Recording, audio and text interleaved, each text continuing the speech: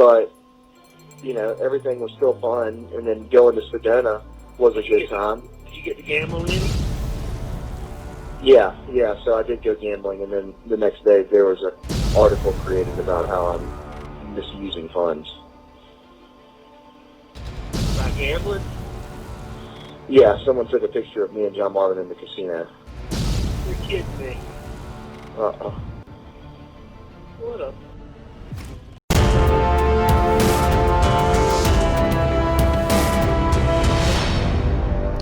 This is Reporter Room with Jessica Della Davies. Hello, Reporter Room investigators. Today we're going to be digging into Alex Murdaugh, and I've uncovered a whole bunch of new stuff, and I'm looking forward to sharing it with you. So let's get started. Justice for Stephen Smith was thwarted in an orchestrated effort made to create reasonable doubt in the Stephen Smith case, just like Alex Murdaugh did in the boating crash that killed Mallory Beach, in my opinion. Let's look at the top 5 sketchy things that demonstrate that this could be the case. And I'm going to give you a major bonus sketchy thing after the top 5, so please stay with me until the end because it is huge. So what I'm about to share with you could just be one massive series of coincidences, and let me know what you think in the comment section below. Please allow me to take a moment to CYA myself. Everything I'm sharing with you is my opinion, and opinions are not facts, so please don't send any negativity to anyone, anytime, anywhere. Let's be kind and good to each other. This video is for educational and entertainment purposes only. Please subscribe, hit the notification bell, and give this video a thumbs up so I know you were here. On August 7th of 2015, just 1 month after Stephen was found lying in the road, Randy Murdaugh, an attorney and the oldest brother of Alex Murdaugh, filed a motor vehicle accident lawsuit against Sean Connolly on behalf of his client, who was named Christopher Still. Now, Sean Connolly was a teen, he's in his 20s now, and this was reported to law enforcement by Daryl Williams. Now, Daryl Williams claimed that his stepson, Patrick, told him that Sean Connolly was in the vehicle that ran down Stephen Smith.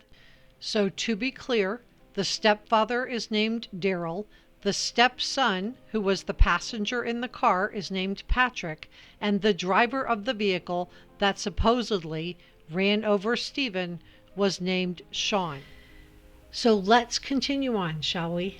Let's continue on. This is the same Daryl Williams that was directed by Randy Murdaugh to report Sean Connolly and his own stepson to law enforcement. The same Daryl Williams, who was the stepfather of Patrick Williams. I say allegedly because I don't know for sure what really happened, but hear me out. Why would stepfather Daryl Williams be confiding in Randy Murdaugh of all people? Why was Randy Murdaugh directing stepfather Daryl Williams to contact law enforcement? And this is all according to case notes described in the mate report.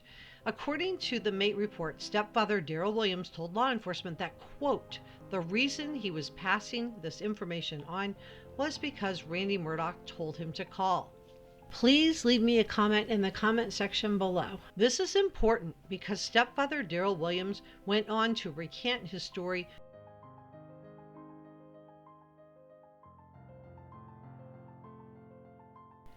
Put a pin in this.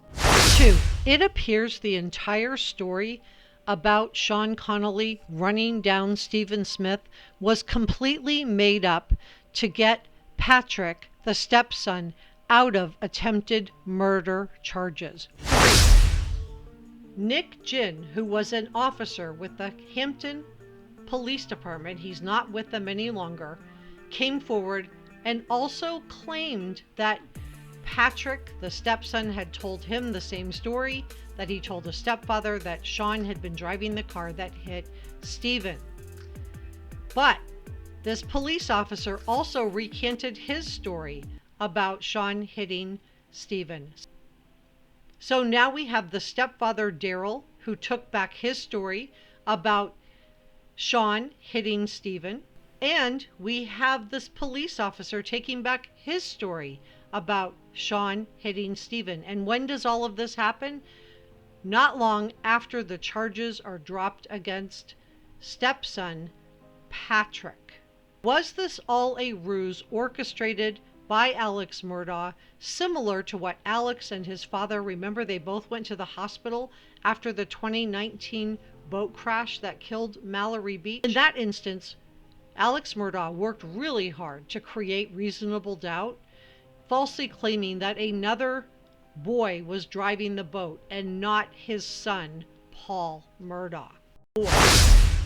Why would Patrick and his stepfather confess to seeing Sean Connolly hit Stephen Smith as a favor to Alex Murdaugh?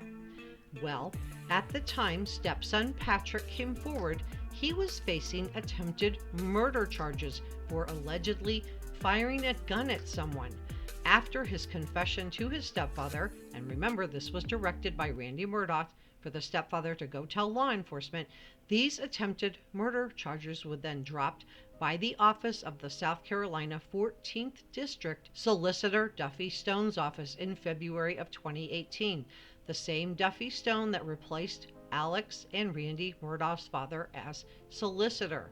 Now, to be clear, I'm not saying Duffy Stone had any knowledge of this or had anything to do with this bogus confession, but a lot of people did trust and then were ultimately tricked by Alex Murdaugh, and it's possible that Duffy Stone falls into this category. 5. Corey Fleming is up to his eyeballs in this. Corey Fleming was the attorney who was representing stepson Patrick on this attempted murder charge. The same Corey Fleming who conspired with Alex Murdaugh in the money scheme to get insurance money from the death of housekeeper Gloria Satterfield. He represented Gloria Satterfield's family in a wrongful death suit against Alex Murdaugh's insurance company. The same Corey Fleming who is now facing 18 criminal counts, including money laundering, conspiracy, and breach of trust. The same Corey Fleming who went with Alex to the SLED interview in August of 2021 for Alex's final interview with law enforcement investigating what happened to Maggie and Paul. And I'm going to share with you a bonus sketchy thing, and it's huge. So just stay with me for just a moment, because Alex Murdaugh is going on trial for his financial crimes. We don't have a date set on that yet. And he has been charged in connection with this exact same plan to sue his own insurance company on behalf of the sons of Gloria and pocket their money. So to be clear, the Murdaughs, one of the most powerful families ever in Hampton County, with multiple generations serving as solicitor. In my opinion, people were afraid to come forward in the Stephen Smith case, but despite their fears, the Murdaugh name was still mentioned around 40 times in investigators' notes. In fact, case notes detail that within a month of Stephen's death, investigators began receiving tips linking Stephen to Buster Murdaugh. Now, Buster Murdaugh has vehemently denied these rumors, describing them as vicious, and the attorneys for Sandy Smith also state that they do not believe that Buster was involved. Let's get to that bonus sketchy thing, shall we? Just like in the boating accident when Alex Murdaugh tried to muddy the waters by inserting himself into the investigation and falsely claiming that Connor Cook was the person driving the boat when it was really Paul. Could this be the exact same thing also happened in the Stephen Smith case? Were certain people trying to create reasonable doubt in the Stephen Smith case too? Please subscribe. It's really important in helping Reporter Room grow.